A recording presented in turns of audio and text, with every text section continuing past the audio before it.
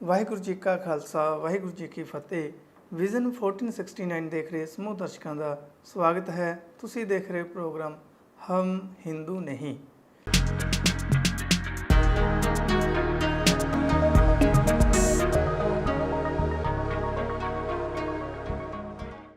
ਇਸ ਪ੍ਰੋਗਰਾਮ ਦੇ ਪਿਛਲੇ ਐਪੀਸੋਡ ਦੇ ਵਿੱਚ ਅਸੀਂ ਗੱਲ ਕੀਤੀ ਸੀ ਇੱਕ ਹਿੰਦੂ ਵੀਰ ਦਾ ਜੋ ਸਵਾਲ ਸੀ ਉਹਦੇ ਵੀ ਜਿਹੜਾ ਬਚਿੱਤਰ ਨਾਟਕ ਦੇ ਵਿੱਚ ਉਹਨਾਂ ਨੇ ਸਵਾਲ ਕੀਤਾ ਸੀ ਕਿ ਗੁਰੂ ਸਾਹਿਬ ਗੁਰੂ ਤੇਗ ਬਹਾਦਰ ਸਾਹਿਬ ਜਨੇਊ ਪਹਿਨਣ ਦਾ ਉਹ ਦੱਸਦੇ ਸੀ ਅਤੇ ਤਿਲਕ ਜੰਜੂ ਰਾਖਾ ਪ੍ਰਭਤਾ ਕਾ ਕਿਨੋਂ ਵੱਡੋ ਕੱਲੂ ਮੈਂ ਸਾਕਾ ਜਿਹੜੀ ਇਹਦੀ ਉਦਾਹਰਨ ਦੇ ਕੇ ਗੱਲ ਕਰਦੇ ਸੀ। ਅਤੇ ਉਸੇ ਪ੍ਰਕਾਰ ਨੂੰ ਅੱਜ ਅਸੀਂ ਅੱਗੇ ਇਸ ਵੀਡੀਓ ਦੇ ਵਿੱਚ ਗੱਲ ਕਰਾਂਗੇ। ਅਤੇ ਭਾਈ ਕਾਹਨ ਸਿੰਘ ਨਾਭਾ ਨੇ ਉਹਦਾ ਜਿਹੜਾ ਜਵਾਬ ਐਜ ਏ ਸਿੱਖ ਦੇ ਰੂਪ ਦੇ ਵਿੱਚ ਜੋ ਦਿੱਤਾ ਹੈ ਉਹਦੇ ਵਿੱਚ ਉਹਨਾਂ ਨੇ ਇਹਦੇ ਅਰਥ ਦੱਸੇ ਸੀ ਕਿ ਇਹ ਇਸ ਤਰ੍ਹਾਂ ਨਹੀਂ ਹੈ। ਔਰ ਇਹਦੇ ਵਿੱਚ ਦਾਨ ਦੀ ਗੱਲ ਚੱਲ ਰਹੀ ਸੀ ਅਤੇ ਇੱਕ ਕੇਸੋ ਪ੍ਰਬੋਧ ਪਾਤਸ਼ਾਹ 10ਵੀਂ ਦੇ ਵਿੱਚੋਂ ਇੱਕ ਸਵਈਆ ਜਿਹੜਾ ਉਹਦਾ ਹਵਾਲਾ ਦਿੱਤਾ ਸੀ, ਉਹਦੇ ਬਾਰੇ ਹਿੰਦੂ ਵੀਰ ਦਾ ਅੱਗੇ ਸਵਾਲ ਸੀ। ਤਾਂ ਅੱਜ ਅਸੀਂ ਉਸ ਦਾ ਜਿਹੜੀ ਹੈ ਗੱਲ ਕਰਾਂਗੇ। ਇਹ ਸਵਾਲ ਸੀ ਕਿ ਇਹ ਤਾਂ ਗੁਰੂ ਸਾਹਿਬ ਨੇ ਬ੍ਰਾਹਮਣਾਂ ਦੀ ਮਹਿਮਾ ਵਿੱਚ ਸਵਈਏ ਉਚਾਰੇ ਹਨ ਔਰ ਬ੍ਰਾਹਮਣਾਂ ਨੂੰ ਦਾਨ ਦੇਣ ਦਾ ਹੁਕਮ ਦਿੱਤਾ ਹੈ। ਆਪ ਇਸ ਦੇ ਅਰਥ ਸਿੱਖਾਂ ਵਾਸਤੇ ਕਿਸ ਤਰ੍ਹਾਂ ਲਾਉਂਦੇ ਹੋ? ਇਹ ਹੁਣ ਹਿੰਦੂ ਵੀਰ ਨੇ ਜਿਹੜਾ ਇਹ ਸਵਾਲ ਕੀਤਾ ਕਿ ਜਿਹੜੇ ਇਹ ਸਵਈਏ ਤੁਸੀਂ ਬੋਲ ਰਹੇ ਹੋ, ਜਿਹਦੇ ਅਸੀਂ ਪਿਛਲੇ ਐਪੀਸੋਡ ਦੇ ਵਿੱਚ ਗੱਲ ਕੀਤੀ ਸੀ ਕਿ ਸੋ ਪ੍ਰਬੋਧ ਪਾਤਸ਼ਾਹ 10ਵੀਂ ਦੇ ਵਿੱਚੋਂ ਵੀ ਸੇਵ ਕਰੀ ਇਨਹੀ ਕੀ ਭਾਵਤ ਔਰ ਕੀ ਸੇਵ ਸੁਹਾਤ ਨਾ ਜੀ ਕੋ। ਮਤਲਬ ਇਹ ਜਿਹੜੇ ਅਸੀਂ ਪਿੱਛੇ ਕੀਤੀ ਸੀ ਗੱਲ ਇਸ ਸਵਈਏ ਦੀ, ਵੀ ਇਹ ਸਵਈਏ ਤਾਂ ਉਹ ਹਿੰਦੂ ਵੀਰ ਕਹਿੰਦਾ ਵੀ ਬ੍ਰਾਹਮਣਾਂ ਨੂੰ ਦਾਨ ਦੇਣ ਦਾ ਹੁਕਮ ਦਿੱਤਾ, ਸਗੋਂ ਉਹਨਾਂ ਦੀ ਮਹਿਮਾ ਦੇ ਵਿੱਚ ਉਚਾਰੇ ਨੇ। ਹੁਣ ਇੱਕ ਸਿੱਖ ਦਾ ਕੀ ਜਵਾਬ ਹੈ ਭਾਈ ਕਾਹਨ ਸਿੰਘ ਨਾਭਾ ਨੇ ਜੋ ਲਿਖਿਆ ਹੈ ਉਹ ਆਪਾਂ ਪੜ੍ਹਦੇ ਹਾਂ। ਪਿਆਰੇ ਹਿੰਦੂ ਜੀ, ਇਹਨਾਂ ਸਵਈਆਂ ਵਿੱਚ ਗੁਰੂ ਸਾਹਿਬ ਬ੍ਰਾਹਮਣਾਂ ਨੂੰ ਸੰਬੋਧਨ ਕਰਕੇ ਆਖਦੇ ਹਨ, ਜੋ ਕਿਛ ਲੇਖ ਲਿਖਿਓ ਬਿੰਦਨਾ ਸੋਈ ਪਾਇਤ ਮਿਸਰ ਜੂ ਸ਼ੋਕ ਨਿਵਾਰੋ। ਇਹ ਵੀ ਕੇਸੋ ਪ੍ਰਬੋਧ ਪਾਤਸ਼ਾਹ 10ਵੀਂ ਦਾ ਉਹੀ ਸਲੋਕ ਨੂੰ ਅੱਗੇ ਉਹ ਕਰ ਰਹੇ ਨੇ। ਅਤੇ ਕਹਿੰਦੇ ਵੀ ਇਸ ਗੁਫ਼ਤਗੂ ਵਿੱਚ ਗੁਰੂ ਸਾਹਿਬ ਉੱਤਮ ਪੁਰਸ਼ ਹਨ, ਮਿਸਰ ਜੀ ਦੁਤੀਆ ਪੁਰਸ਼ ਹਨ ਜਿਸ ਨਾਲ ਗੱਲਬਾਤ ਹੋ ਰਹੀ ਹੈ, ਔਰ ਖਾਲਸਾ ਤ੍ਰਿਤੀਆ ਅਨਿਆ ਪੁਰਸ਼ ਹੈ। ਇਸ ਵਾਸਤੇ ਇਨਹੂ ਪਦ ਬ੍ਰਾਹਮਣਾਂ ਲਈ ਨਹੀਂ ਆ ਸਕਦਾ। ਇਸ ਵਿਆਕਰਨ ਸੰਬੰਧੀ ਚਰਚਾ ਨੂੰ ਜਾਣ ਦਿਓ। ਅਸੀਂ ਆਪ ਨੂੰ ਅੰਤ ਦੇ ਦੋਹਰੇ ਤੋਂ ਹੀ ਅੱਛੀ ਤਰ੍ਹਾਂ ਸਮਝਾ ਦਿੰਦੇ ਹਾਂ ਕਿ ਇਹ ਸਵਈਆ ਖਾਲਸੇ ਦੀ ਮਹਿਮਾ ਵਿੱਚ ਹਨ। ਸੋ ਭਾਈ ਕਾਹਨ ਸਿੰਘ ਨਾਭਾ ਨੇ ਵਿਆਕਰਨ ਦਾ ਹਵਾਲਾ ਦੇ ਕੇ ਸਮਝਾਇਆ ਕਿ ਜਿਹੜੀ ਇਹ ਗੱਲ ਸੇਵ ਕਰੀ ਇਨਹੀ ਕੀ ਭਾਵਤ ਔਰ ਕੀ ਸੇਵ ਸੁਹਾਤ ਨਾ ਜੀ ਕੋ, ਇਹ ਮਤਲਬ ਜਿਹੜਾ ਇਨ ਹੀ ਸ਼ਬਦ ਜਿਹੜਾ ਹੈਗਾ ਇਹ ਸ਼ਬਦ ਬ੍ਰਾਹਮਣਾਂ ਲਈ ਨਹੀਂ ਹੈ। ਵਿਆਕਰਨ ਦੇ ਤੌਰ 'ਤੇ ਉਹਨਾਂ ਨੇ ਵਿਆਕਰਨ ਦਾ ਹਵਾਲਾ ਦੇ ਕੇ ਔਰ ਸਿਧਾਂਤ ਸਮਝਾ ਕੇ ਵੀ ਵਿਆਕਰਨਕ ਤੌਰ 'ਤੇ ਇਹ ਬ੍ਰਾਹਮਣਾਂ ਲਈ ਨਹੀਂ ਵਰਤਿਆ ਗਿਆ। ਉਹ ਕਹਿੰਦੇ ਚਲੋ ਛੱਡੋ, ਜਾਣ ਦਿਓ, ਮੈਂ ਤੁਹਾਨੂੰ ਇਸ ਦੋਹਰੇ ਦਾ ਜਿਹੜਾ ਅੰਤਿਮ ਜਿਹੜਾ ਪਤਾ ਉਹਦੇ ਨਾਲ ਮੈਂ ਤੁਹਾਨੂੰ ਸਮਝਾਉਂਦਾ ਹੈ। ਉਹ ਹੈ ਚਟੂ ਪਟਾਏ ਚਿੱਤ ਮੈਂ ਜਰਿਓ ਤ੍ਰਿਣ ਜਿਉ ਕ੍ਰੋਧਤ ਹੋਏ ਖੋਜ ਰੋਜ ਕੇ ਹੇਤ ਲਗ ਦਿਓ ਮਿਸਰ ਜੂ ਰੋਏ। ਇਹ ਕੇਸੋ ਪ੍ਰਬੋਧ ਦਾ ਉਸੇ ਦੋਹਰੇ ਦਾ ਲਾਸਟ ਵਾਲਾ ਜਿਹੜਾ ਪਤਾ ਹੈ ਉਹਦੀ ਹੁਣ ਉਦਾਹਰਨ ਦਿੰਦੇ ਨੇ ਭਾਈ ਕਾਹਨ ਸਿੰਘ ਨਾਭਾ। ਅਰਥਾਤ ਗੁਰੂ ਸਾਹਿਬ ਨੇ ਨਿਤ ਵਾਸਤੇ ਜੋ ਨਵਾਂ ਰਸਤਾ ਚਲਾ ਦਿੱਤਾ ਕਿ ਬ੍ਰਾਹਮਣਾਂ ਨੂੰ ਦਾਨ ਨਾ ਦਿੱਤਾ ਜਾਵੇ ਔਰ ਗੁਰਸਿੱਖਾਂ ਨੂੰ ਹੀ ਪੂਰਨ ਅਧਿਕਾਰੀ ਸਮਝਿਆ ਜਾਵੇ। ਇਸ ਪਰ ਮਿਸਰ ਨੂੰ ਬੜੀ ਚਟਪਟੀ ਲੱਗੀ ਔਰ ਰੋ ਪਿਆ। ਆਪ ਹੀ ਵਿਚਾਰ ਕੇ ਦੱਸੋ ਕਿ ਜੇ ਬ੍ਰਾਹਮਣਾਂ ਦੇ ਹੱਕ ਵਿੱਚ ਸਤਿਗੁਰਾਂ ਦਾ ਹੁਕਮ ਹੁੰਦਾ ਤਾਂ ਮਿਸਰ ਰੋਂਦਾ ਜਾਂ ਹੱਸਦਾ। ਔਰ ਦੇਖੋ ਸਾਡੇ ਅਰਥ ਦੀ ਤਾਈਦ ਵਿੱਚ ਭਾਈ ਮਨੀ ਸਿੰਘ ਜੀ ਸ਼੍ਰੀ ਕਲਗੀਧਰ ਦੇ ਹਜ਼ੂਰੀਏ ਕੀ ਆਖਦੇ ਹਨ। ਬ੍ਰਾਹਮਣ ਵੇਦ ਪਾਠ ਤੇ ਦੇਹ ਅਭਿਮਾਨੀ ਕਰਮ ਕੰਡੀ ਸੇ 10ਵੇਂ ਪਾਤਸ਼ਾਹ ਨੇ ਖਾਲਸੇ ਨੂੰ ਵਡਿਆਈ ਤੇ ਗੁਰਿਆਈ ਬਖਸ਼ੀ ਤਾਂ ਬ੍ਰਾਹਮਣਾ ਰੋਏ ਦਿੱਤਾ। ਭਗਤ ਰਤਨਾਵਲੀ ਵਿੱਚ ਭਾਈ ਮਨੀ ਸਿੰਘ ਜੀ ਇਸ ਤਰ੍ਹਾਂ ਲਿਖਦੇ ਨੇ। ਸੋ ਕਹਿੰਦੇ ਵੀ ਇਹ ਜਿਹੜਾ ਦੋਹਰਾ ਹੈ ਜਿਹਨੂੰ ਸਵਈਏ ਉਹ ਭਾਈ ਹਿੰਦੂ ਵੀਰ ਲਿਖਦਾ ਕਿ ਇਹ ਬ੍ਰਾਹਮਣਾਂ ਦੀ ਮਹਿਮਾ ਵਾਸਤੇ ਨੇ, ਪਰ ਉਹ ਕਹਿੰਦੇ ਵੀ ਬ੍ਰਾਹਮਣਾਂ ਵਾਸਤੇ ਨਹੀਂ ਹੈ, ਇਹ ਤਾਂ ਖਾਲਸੇ ਦੀ ਮਹਿਮਾ ਕੀਤੀ ਹੋਈ ਹੈ। ਅਤੇ ਕਿਵੇਂ ਕੀਤੀ ਹੈ ਉਹ ਸਾਰਾ ਇਹਦੇ ਵਿੱਚ ਦੱਸਿਆ ਹੈ। ਹੁਣ ਇਹਦੇ ਵਿੱਚ ਇੱਕ ਫੁੱਟਨੋਟ ਦਿੱਤਾ ਹੋਇਆ ਹੈ, ਉਹ ਜਿਹੜਾ ਹੈ ਖੋਜ ਕੇ ਹੇਤ ਲੱਗਦੇ ਹੋ ਮਿਸਰ ਜੂ ਰੋਏ। ਇਹਦੇ 'ਤੇ ਇੱਕ ਫੁੱਟਨੋਟ ਹੈ, ਉਹ ਹੈ ਰਿਆਸਤ ਜੀਂਦ ਵਿੱਚ ਇੱਕ ਦਸਮ ਗ੍ਰੰਥ ਹੈ, ਉਸ ਵਿੱਚ ਇੱਕ ਇਹ ਦੋਹਰਾ ਵੀ ਹੈ ਜੋ ਹੋਰਨਾਂ ਬੀੜਾਂ ਵਿੱਚ ਨਹੀਂ ਦੇਖਿਆ ਗਿਆ। ਆਸ ਨਾ ਕਰ ਤੂੰ ਬ੍ਰਾਹਮਣਾ, ਨਾ ਪਰਸੋਂ ਪਗ ਜਾਏ, ਪ੍ਰਭੂ ਤਿਆਗ ਦੂਜੇ ਲੱਗੇ, ਕੁੰਭ ਨਰਕ ਮੈਂ ਪਾਏ। ਸੋ ਇੱਕ ਦੋਹਰਾ ਜਿਹੜਾ ਹੈਗਾ ਹੋਰ ਉਹਦਾ ਹਵਾਲਾ ਦਿੰਦੇ ਨੇ। ਉਹ ਦਸਮ ਗ੍ਰੰਥ ਦੀ ਬੀੜ ਜਿਹੜੀ ਜੀਂਦ ਰਿਆਸਤ ਕੋਲ ਸੀ ਉਸ ਟਾਈਮ, ਭਾਈ ਕਾਹਨ ਸਿੰਘ ਨਾਭਾ ਨੇ ਉਹਦਾ ਹਵਾਲਾ ਦਿੱਤਾ ਵੀ ਉਹਦੇ ਵਿੱਚ ਤਾਂ ਸਾਫ਼ ਲਿਖਿਆ ਵੀ ਬ੍ਰਾਹਮਣਾਂ ਤੋਂ ਤੁਸੀਂ ਆਸ ਨਾ ਕੋਈ ਤਰ੍ਹਾਂ ਦੀ ਕਰੋ, ਅਤੇ ਨਾ ਇਹਨਾਂ ਨੂੰ ਕੋਈ ਦਾਨ ਦੇਣ ਦੀ ਲੋੜ ਹੈ, ਨਾ ਵਾਸਤਾ। ਅਤੇ ਗੁਰਸਿੱਖਾਂ ਦੀ ਨੂੰ ਦਾਨ ਦਿੱਤਾ ਇਸ ਤਰ੍ਹਾਂ ਜਿੱਦਾਂ ਆਪਣੇ ਭਾਈਆਂ ਦੀ ਮਦਦ ਕਰਨਾ। ਇਸ ਤਰ੍ਹਾਂ ਦੀਆਂ ਜਿਹੜੀਆਂ ਇਹ ਦਾਨ ਦੇ ਪ੍ਰਤੀ ਇੱਕ ਜਿਹੜਾ ਹੈ ਪੂਰਾ ਪ੍ਰਕਰਣ ਪਿੱਛੋਂ ਚੱਲਦਾ ਆ ਰਿਹਾ ਹੈ। ਸੋ ਅੱਗੇ ਹਿੰਦੂ ਵੀਰ ਦਾ ਜਿਹੜਾ ਸਵਾਲ ਆ ਉਹ ਹੈ, ਆਪ ਬ੍ਰਾਹਮਣਾਂ ਬਾਬਤ ਇਹ ਆਖਦੇ ਹੋ, ਪਰ ਸੁਖਨੀ ਵਿੱਚ ਬ੍ਰਾਹਮਣਾਂ ਨੂੰ ਨਮਸਕਾਰ ਕਰਨੀ ਲਿਖੀ ਹੈ। ਜਥਾ ਸੋ ਪੰਡਤ ਜੋ ਮਨ ਪਰ ਬੁੱਧ ਹੈ, ਰਾਮ ਨਾਮ ਆਤਮ ਮੈਂ ਸੁਧ ਹੈ। वेद पुराण सिमरत बुझै मूल, सूक्ष्म में जाने अस्थूल। चो वर्णा को दे उपदेश, नानक उस पंडित को सदा आदेश। ਹੁਣ ਸੁਖਮਨੀ ਸਾਹਿਬ ਦੀ ਬਾਣੀ ਦੇ ਵਿੱਚੋਂ ਹਿੰਦੂ ਵੀਰ ਇਹ ਹਵਾਲਾ ਦਿੰਦਾ ਕਿ ਜਿਹੜੇ ਬ੍ਰਾਹਮਣਾਂ ਨੂੰ ਨਮਸਕਾਰ ਕਰਨੀ ਉਹਦੇ ਵਿੱਚ ਲਿਖੀ ਹੈ। ਅਤੇ ਹੁਣ ਉਹਦੇ ਬਾਰੇ ਭਾਈ ਕਾਹਨ ਸਿੰਘ ਨਾਭਾ ਜਿਹੜੇ ਆ ਉਹ ਕੀ ਜਿਹੜਾ ਹੈ ਜਵਾਬ ਦਿੰਦੇ ਨੇ। ਉਹ ਕਹਿੰਦੇ ਵੀ ਹਿੰਦੂ ਵੀਰ ਕਹਿੰਦਾ ਵੀ ਚਲੋ ਤੁਸੀਂ ਤਾਂ ਕਹੀ ਜਾਂਦੇ ਬ੍ਰਾਹਮਣ ਬਾਬਤ ਤੁਸੀਂ ਇੱਦਾਂ ਦਾ ਲਿਖੀ ਜਾਂਦੇ ਹੋ ਕਿ ਬ੍ਰਾਹਮਣਾਂ ਨੂੰ ਦਾਨ ਨਹੀਂ ਦੇਣਾ, ਆਹ ਨਹੀਂ ਕਰਨਾ, ਉਹ ਨਹੀਂ ਕਰਨਾ, ਪਰ ਸੁਖਨੀ ਸਾਹਿਬ ਜਿਹੜੀ ਤੁਹਾਡੀ ਬਾਣੀ ਹੈ ਉਹਦੇ ਵਿੱਚ ਪੰਡਤ ਨੂੰ ਇੱਕ ਬ੍ਰਾਹਮਣ ਨੂੰ ਨਮਸਕਾਰ ਕਰਨੀ ਲਿਖੀ ਹੈ। ਹੁਣ ਦੇਖੋ, ਚੋ ਵਰਨਾ ਕੋ ਦੇ ਉਪਦੇਸ਼, ਨਾਨਕ ਉਸ ਪੰਡਤ ਕੋ ਸਦਾ ਆਦੇਸ਼। ਹੁਣ ਇਸ ਪੰਕਤੀ ਦੇ ਵਿੱਚ ਇੱਕ ਜੇ ਆਪਾਂ ਆਪ ਗੱਲ ਕਰ ਲਈਏ ਵੀ ਚੋ ਵਰਨਾ ਕੋ ਦੇ ਉਪਦੇਸ਼, ਨਾਨਕ ਉਸ ਪੰਡਤ ਕੋ ਸਦਾ ਆਦੇਸ਼। ਇਹਦੇ ਵਿੱਚ ਚੋ ਵਰਨਾਂ ਨੂੰ ਉਪਦੇਸ਼ ਦੇਣ ਵਾਲੇ ਪੰਡਤ ਦੀ ਗੱਲ ਕੀਤੀ ਗਈ ਹੈ, ਗੁਣੀ ਗਿਆਨੀ ਬੰਦੇ ਦੀ ਗੱਲ ਕੀਤੀ ਗਈ ਸੀ, ਉਸ ਗੁਰਮੁਖ ਦੀ ਗੱਲ ਕੀਤੀ ਗਈ ਹੈ, ਨਾ ਕਿ ਉਹ ਬ੍ਰਾਹਮਣ ਦਾ ਤਾਂ ਇੱਕ ਇਹ ਉਹਨਾਂ ਦੀ ਇੱਕ ਉਹ ਹੈ ਇੱਕ ਸਿਧਾਂਤ ਹੈ ਕਿ ਜਿਹੜਾ ਹੈ ਸ਼ੂਦਰ ਨੂੰ ਤਾਂ ਬਿਲਕੁਲ ਕੋਈ ਤਰ੍ਹਾਂ ਦਾ ਉਪਦੇਸ਼ ਹੀ ਨਹੀਂ ਕਰਨਾ, ਧਰਮ ਦੀ ਗ੍ਰੰਥਾਂ ਦਾ ਗਿਆਨ ਹੀ ਨਹੀਂ ਦੇਣਾ। ਔਰ ਜੋ ਗਿਆਨ ਦੇਗਾ ਪੰਡਤ ਇਹਨਾਂ ਨੇ ਐਸੀ ਵਿਵਸਥਾ ਬਣਾ ਰੱਖੀ ਹੈ ਕਿ ਜੋ ਸ਼ੂਦਰਾਂ ਨੂੰ ਜਿਹੜਾ ਚੌਥਾ ਵਰਨ ਹੈ ਜੇ ਉਹਨੂੰ ਕੋਈ ਗਿਆਨ ਦੇਗਾ ਤਾਂ ਉਹਦੇ ਜਿਹੜੇ ਹੈ ਜੀਵ ਜਾਂ ਉਹਨੂੰ ਉਹ ਜਿਹੜਾ ਨਰਕਾਂ ਦਾ ਭਾਗੀ ਹੋਏਗਾ। ਔਰ ਜਿਹੜਾ ਸ਼ੂਦਰ ਇਸ ਚੀਜ਼ ਨੂੰ ਗਿਆਨ ਲਵੇਗਾ, ਜੇ ਉਹ ਸੁਣੇਗਾ ਤਾਂ ਉਹਦੇ ਕੰਨਾਂ ਵਿੱਚ ਤੱਤਾ ਤੇਲ ਪਾ ਦਿੱਤਾ ਜਾਏਗਾ, ਤਾਂ ਜੀਭ 'ਤੇ ਬੋਲੇਗਾ ਤਾਂ ਉਹਦੀ ਜੀਭ ਦੇ ਵਿੱਚ ਗਲ ਦੇ ਵਿੱਚ ਇੱਕ ਸਮ ਜਿਹੜਾ ਹੈਗਾ ਗਰਮ ਕਰਕੇ ਲੋਹੇ ਦਾ ਕਿੱਲ ਜਿਹੜਾ ਹੈਗਾ ਗਲੇ ਦੇ ਵਿੱਚ ਗੜ ਦਿੱਤਾ ਜਾਵੇ। ਐਸੀ ਤਾਂ ਵਿਵਸਥਾ ਜਿਹੜੀ ਮਨੂ ਸਿਮਰਤੀ ਦੇ ਵਿੱਚ ਲਿਖਿਆ ਸੀ, ਪਿਛਲੇ ਐਪੀਸੋਡ ਦੇ ਵਿੱਚ ਗੱਲ ਕੀਤੀ ਸੀ। ਫਿਰ ਉਹ ਚੋ ਵਰਨਾ ਕੋ ਉਪਦੇਸ਼, ਨਾਨਕ ਉਸ ਪੰਡਤ ਕੋ ਸਦਾ ਆਦੇਸ਼। ਵਿੱਚ ਚੋ ਵਰਨਾ ਕੋ ਉਪਦੇਸ਼ ਤਾਂ ਪੰਡਤ ਦਿੰਦਾ ਹੀ ਨਹੀਂ, ਬ੍ਰਾਹਮਣ ਦਿੰਦਾ ਨਹੀਂ, ਫਿਰ ਉਹਨੂੰ ਨਮਸਕਾਰ ਕਿਵੇਂ ਹੋ ਸਕਦੀ ਹੈ। ਪਰ ਆਓ ਭਾਈ ਕਾਹਨ ਸਿੰਘ ਨਾਭਾ ਨੇ ਕੀ ਇੱਕ ਸਿੱਖ ਦੇ ਰੂਪ ਵਿੱਚ ਜਿਹੜਾ ਉੱਤਰ ਲਿਖਿਆ ਹੈ ਉਹ ਕੀ ਹੈ। ਪਿਆਰੇ ਹਿੰਦੂ ਜੀ, ਗੁਰੂ ਸਾਹਿਬ ਜਾਤੀ ਨੂੰ ਮੁੱਖ ਰੱਖ ਕੇ ਗੁਣ ਨੂੰ ਪ੍ਰਧਾਨ ਮੰਨਦੇ ਹੋਏ ਪੰਡਤ ਦੇ ਲੱਛਣ ਦੱਸਦੇ ਹਨ ਕਿ ਜੇ ਕੋਈ ਇਹਨਾਂ ਲੱਛਣਾਂ ਨੂੰ ਧਾਰਨ ਕਰਦਾ ਹੈ ਉਸ ਨੂੰ ਪੰਡਤ ਸਮਝੋ। ਉਹ ਜਨੇਊ ਟਿੱਕੇ ਦੇ ਧੋਖੇ ਵਿੱਚ ਫਸ ਕੇ ਜਾਤੀ ਅਭਿਮਾਨੀ ਬ੍ਰਾਹਮਣਾਂ ਨੂੰ ਪੰਡਤ ਨਾ ਮੰਨੋ। ਇੱਥੇ 2 ਨੰਬਰ ਫੁੱਟਨੋਟ ਦਿੱਤਾ ਹੈ ਜਿਹਦੇ ਵਿੱਚ ਭਾਈ ਕਾਹਨ ਸਿੰਘ ਨਾਭਾ ਨੇ ਗੁਰੂ ਅਮਰਦਾਸ ਜੀ ਦੀ ਬਾਣੀ ਦਾ ਹਵਾਲਾ ਦਿੱਤਾ ਹੈ। ਉਹ ਲਿਖਦੇ ਨੇ, ਗੁਰੂ ਅਮਰਦਾਸ ਸਾਹਿਬ ਜੀ ਪੰਡਤ ਦੇ ਲੱਛਣ ਕਥਨ ਕਰਦੇ ਹਨ। ਸੋ ਪੰਡਿਤ ਜੋ ਤਿਹਾਂ ਗੁਣਾ ਕੀ ਪੰਡ ਉਤਾਰੈ, ਸਤਿਗੁਰ ਕੀ ਉਹ ਦਿਖਿਆ ਲਏ, ਸਤਿਗੁਰ ਆਗੇ ਸੀਸ ਧਰੇ।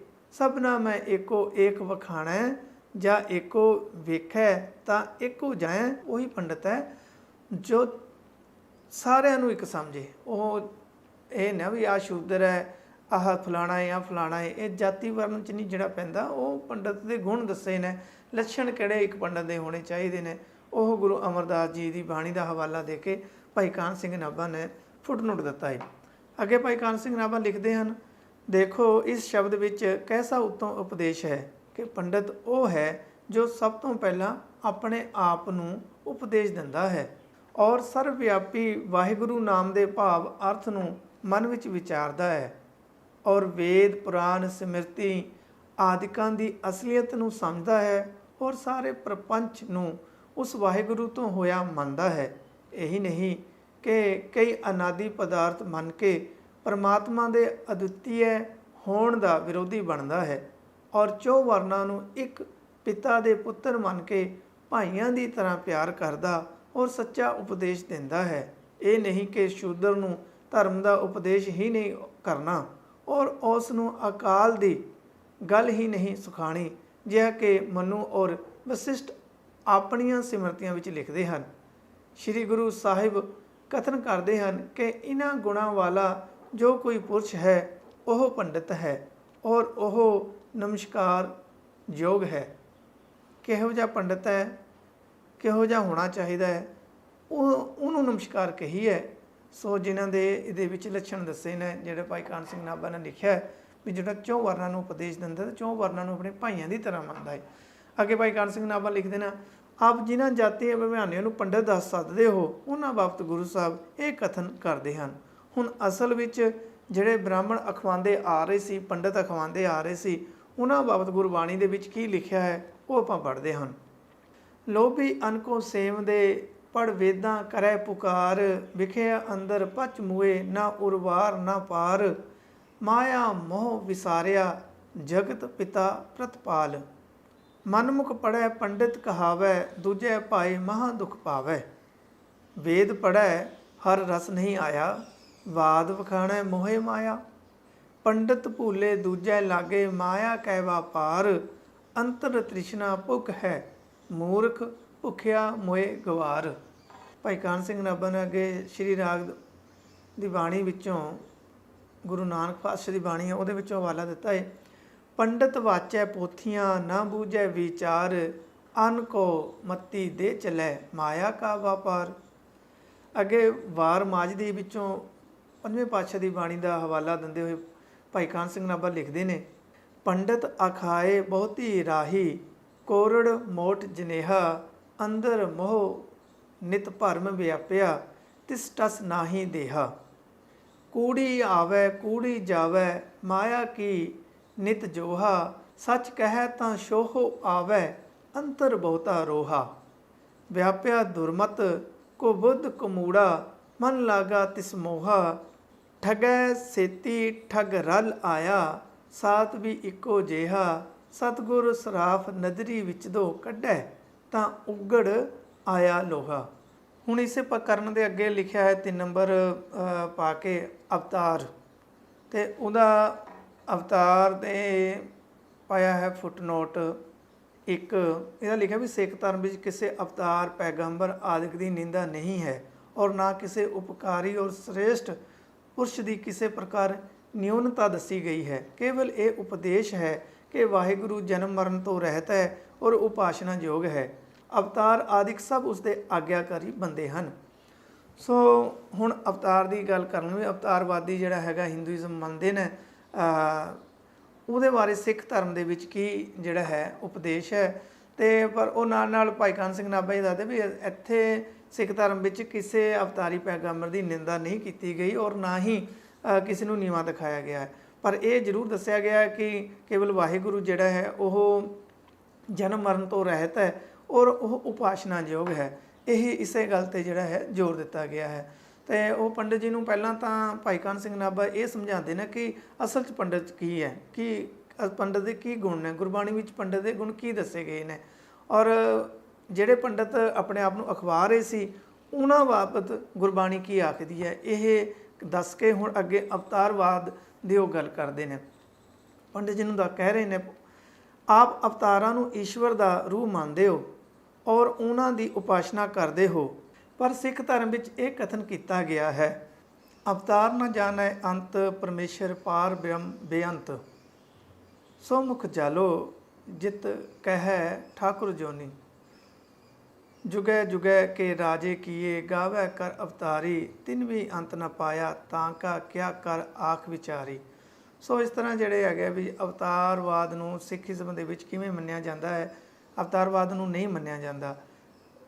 ਅਵਤਾਰ ਨਾ ਜਾਣੈ ਅੰਤ, ਉਹ ਕਹਿੰਦੇ ਵੀ ਜਿੰਨੇ ਵੀ ਅਵਤਾਰ ਹੈ ਉਹ ਅੰਤ ਨਹੀਂ ਜਾਣਦੇ। ਪਰਮੇਸ਼ਰ ਜਿਹੜਾ ਹੈ ਪਾਰ ਬ੍ਰਹਮ ਬੇਅੰਤ, ਉਹ ਬੇਅੰਤ ਹੈ, ਉਹਦੇ ਬਾਰੇ ਕੋਈ ਅਵਤਾਰ ਜਾਣ ਨਹੀਂ ਸਕਦਾ। ਗੁਰਬਾਣੀ ਵਿੱਚ ਇੱਥੇ ਤੱਕ ਕਹਿ ਦਿੱਤਾ ਕਿ ਸੋ ਮੁਖ ਜਲੋ ਜਿਤ ਕਹਿ ਠਾਕੁਰ ਜੋਨੀ, ਵੀ ਜਿਹੜਾ ਉਹ ਮੁਖ ਹੀ ਜਲ ਜਾਣਾ ਚਾਹੀਦਾ, ਜਿਹੜਾ ਉਸ ਜਿਹੜਾ ਜੂਨੀ ਅਜੂਨੀ ਹੈ ਉਹਨੂੰ ਠਾਕੁਰ ਜੋਨੀ ਵਿੱਚ ਪਾਉਂਦਾ ਹੈ, ਜਿਹੜਾ ਅਕਾਲ ਪੁਰਖ ਵਾਹਿਗੁਰੂ ਪਾਰ ਬ੍ਰਹਮ ਹੈ, ਜਿਹੜਾ ਕਿਸੇ ਉਹ ਜੂਨਾਂ ਜਨਮ ਮਰਨ ਦੇ ਚੱਕਰਾਂ 'ਚ ਗੇੜਿਆਂ 'ਚ ਨਹੀਂ ਆਉਂਦਾ, ਉਹਨੂੰ ਜਿਹੜਾ ਜਨਮ ਮਰਨ ਦੇ ਚੱਕਰਾਂ 'ਚ ਪਾਉਂਦਾ ਉਹ ਮੁੱਕ ਹੀ ਜਲ ਜਾਣਾ ਚਾਹੀਦਾ। ਅਤੇ ਇਸ ਤਰ੍ਹਾਂ ਦਾ ਜਿਹੜਾ ਹੈਗਾ ਗੁਰਬਾਣੀ ਦੇ ਵਿੱਚ ਉਸ ਪਰਮਾਤਮਾ ਪਰਮੇਸ਼ਰ ਦੇ ਬਾਰੇ ਜਿਹੜਾ ਈਸ਼ਵਰ ਰੂਪ ਜਿਹਨੂੰ ਮੰਨਦੇ ਨੇ, ਸਿੱਖ ਧਰਮ ਜਿਹਨੂੰ ਮੰਨਦਾ ਉਹ ਪਰਮੇਸ਼ਰ ਉਹ ਮੰਨਦਾ ਉਸ ਨੂੰ ਜਿਹੜਾ ਦੁਨੀਆ 'ਚ ਨਹੀਂ ਆਉਂਦਾ। ਇਹ ਤਰ੍ਹਾਂ ਦਾ ਵੀ ਜਿਹੜਾ ਕਿ ਅਵਤਾਰਵਾਦ ਸਿੱਖ ਹਿੰਦੂਇਜ਼ਮ ਦੇ ਵਿੱਚ ਅਵਤਾਰਵਾਦ ਆ, ਜਦ ਕਿ ਸਿੱਖਇਜ਼ਮ ਦੇ ਵਿੱਚ ਐਸਾ ਨਹੀਂ ਆ। ਹੋਰ ਵੀ ਕਈ ਤਰ੍ਹਾਂ ਦੀਆਂ ਹਵਾਲੇ ਜਿਹੜੇ ਹੈਗੇ ਆ ਭਾਈ ਕਾਹਨ ਸਿੰਘ ਨਾਭਾ ਨੇ ਲਿਖੇ ਨੇ, ਸ਼੍ਰੀ ਗੁਰੂ ਗ੍ਰੰਥ ਸਾਹਿਬ ਦੇ ਵਿੱਚੋਂ ਵੀ, ਸ਼ਬਦ ਹਜ਼ਾਰੇ ਵਿੱਚੋਂ ਅਤੇ ਭਾਈ ਗੁਰਦਾਸ ਦੀਆਂ ਵਾਰਾਂ ਵਿੱਚੋਂ ਇੱਕ ਦੋ ਮੈਂ ਹੋਰ ਪੜ੍ਹਦਾ ਹਾਂ। ਇਹ ਹੈ ਮਹੱਲਾ ਪੰਜਵਾਂ ਸੂਹੀ ਰਾਗ ਵਿੱਚ। 10 ਅਵਤਾਰ ਰਾਜੇ ਹੋਏ ਵਰਤੇ, ਮਹਾਦੇਵ ਅਵਧੂਤਾ, ਤਿੰਨ ਵੀ ਅੰਤ ਨਾ ਪਾਇਓ ਤੇਰਾ, ਲਾਏ ਥਕੇ ਵਿਭੂਤਾ। ਤਾਂ ਸ਼ਬਦ ਹਜ਼ਾਰੇ ਦੇ ਵਿੱਚੋਂ ਲੈਂਦੇ ਹਾਂ ਇੱਕ ਹਵਾਲਾ। ਬਿਨ ਕਰਤਾਰ ਨਾ ਕਿਰਤ ਮਾਨੋ, ਆਦ ਅਜੋਨ ਅਜੈ ਅਬਿਨਾਸੀ, ਤੈ ਪਰਮੇਸ਼ਰ ਜਾਨੋ। ਵੀ ਉਹਨੂੰ ਪਰਮੇਸ਼ਰ ਜਾਨੋ ਜਿਹੜਾ ਆਦ ਤੋਂ ਹੀ ਹੈ, ਆਦ ਤੋਂ ਹੀ ਹੈ ਅਤੇ ਸ਼ੁਰੂ ਤੋਂ ਹੈ, ਇਸ ਸਾਰ ਬਣਨ ਤੋਂ ਪਹਿਲਾਂ ਤੋਂ ਵੀ ਹੈਗਾ ਸੀ, ਉਹ ਹੁਣ ਵੀ ਹੈ ਅਤੇ ਰਹੇਗਾ ਵੀ, ਸਦਾ ਰਹੇਗਾ। ਉਹਨੂੰ ਅਜੋਨ ਹੈ ਜੋ ਜੋਨੀਆਂ 'ਚ ਨਹੀਂ ਪੈਂਦਾ, ਅਜੈ ਅਬਿਨਾਸੀ ਉਹ ਜਿਹਦਾ ਵਿਨਾਸ਼ ਨਹੀਂ ਹੋ ਸਕਦਾ, ਉਹ ਅਜੈ ਹੈ, ਉਹ ਪਰਮੇਸ਼ਰ ਆ। ਉਹਨੂੰ ਪਰਮੇਸ਼ਰ ਜਾਣਨਾ ਚਾਹੀਦਾ, ਨਾ ਕਿ ਜਿਹੜਾ ਬੰਦਾ ਇੱਕ ਵਾਰੀ ਆਇਆ ਅਤੇ ਇਸ ਸੰਸਾਰ ਤੋਂ ਚਲਾ ਗਿਆ, ਉਹ ਫਿਰ ਆਇਆ ਫਿਰ ਚਲਾ ਗਿਆ, ਉਹਨੂੰ ਪਰਮੇਸ਼ਰ ਗੁਰਮਤਿ ਦੇ ਵਿੱਚ ਉਹਨੂੰ ਪਰਮੇਸ਼ਰ ਨਹੀਂ ਮੰਨਿਆ ਗਿਆ। ਸੋ ਅੱਗੇ ਇਸੇ ਤਰ੍ਹਾਂ ਸ਼ਬਦ ਹਜ਼ਾਰੇ ਦੇ ਵਿੱਚ ਔਰ ਭਾਈ ਗੁਰਦਾਸ ਦੀਆਂ ਵਾਰਾਂ ਦੇ ਵਿੱਚੋਂ ਭਾਈ ਕਾਹਨ ਸਿੰਘ ਨਾਭਾ ਨੇ ਜਿਹੜੇ ਹਵਾਲੇ ਦੇ ਕੇ ਸਿੱਖਾਂ ਦਾ ਜਿਹੜਾ ਪਰਮੇਸ਼ਰ ਦੇ ਲਈ ਜਿਹੜਾ ਗੁਰਮਤਿ ਹੈ ਉਹ ਦੱਸੀ ਹੈ ਵੀ ਸਿੱਖ ਕਿਹਨੂੰ ਪਰਮੇਸ਼ਰ ਮੰਨਦੇ ਨੇ। ਸੋ ਇਸੇ ਤਰ੍ਹਾਂ ਹੁਣ ਅੱਜ ਦੇ ਐਪੀਸੋਡ ਦੇ ਲਈ ਇੰਨਾ ਹੀ। ਜੇ ਤੁਹਾਨੂੰ ਇਹ ਪ੍ਰੋਗਰਾਮ ਚੰਗਾ ਲੱਗਿਆ ਹੈ ਤਾਂ ਇਹਨੂੰ ਤੁਸੀਂ ਵੱਧ ਤੋਂ ਵੱਧ ਸ਼ੇਅਰ ਕਰੋ।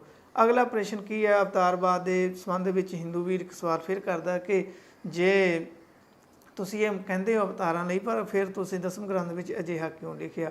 ਹੁਣ ਦਸਮ ਗ੍ਰੰਥ ਦੇ ਇੱਕ ਉਹ ਕ੍ਰਿਸ਼ਨਾ ਅਵਤਾਰ ਦੇ ਵਿੱਚੋਂ ਇੱਕ ਸਵਾਲ ਕਰਦੇ ਨੇ, ਉਹਦਾ ਜਿਹੜਾ ਜਵਾਬ ਅਸੀਂ ਅਗਲੇ ਐਪੀਸੋਡ ਦੇ ਵਿੱਚ ਤੁਹਾਡੇ ਨਾਲ ਸਾਂਝ ਪਾਵਾਂਗੇ ਉਹਦੇ ਬਾਰੇ।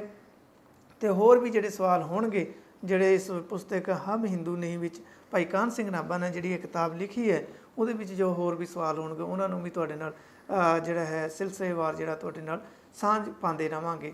ਸੋ ਇਸ ਨੂੰ ਜੇ ਤੁਹਾਨੂੰ ਇਹ ਪ੍ਰੋਗਰਾਮ ਚੰਗਾ ਲੱਗਿਆ ਤਾਂ ਇਹਨੂੰ ਵੱਧ ਤੋਂ ਵੱਧ ਸ਼ੇਅਰ ਕਰੋ। ਜੇ ਤੁਹਾਡਾ ਕੋਈ ਸੁਝਾਅ ਹੈ ਤਾਂ ਸਾਨੂੰ ਜ਼ਰੂਰ ਸਾਡੇ ਇਸ ਪ੍ਰੋਗਰਾਮ ਦੇ ਕਮੈਂਟ ਬਾਕਸ ਵਿੱਚ ਜਾ ਕੇ ਸਾਡੇ ਨਾਲ ਤੁਸੀਂ ਉਹਨੂੰ ਸਾਂਝ ਪਾਓ। ਅਤੇ ਇਸੇ ਤਰ੍ਹਾਂ ਤੁਸੀਂ ਜੁੜੇ ਰਹੋ ਵਿਜ਼ਨ 1469 ਦੇ ਨਾਲ। ਅਤੇ ਹੁਣ ਮੈਨੂੰ ਦਿਓ ਇਜਾਜ਼ਤ। ਭੁੱਲਾਂ ਚੁੱਕਾਂ ਦੀ ਖਿਮਾ। ਵਾਹਿਗੁਰੂ ਜੀ ਕਾ ਖਾਲਸਾ, ਵਾਹਿਗੁਰੂ ਜੀ ਕੀ ਫਤਿਹ।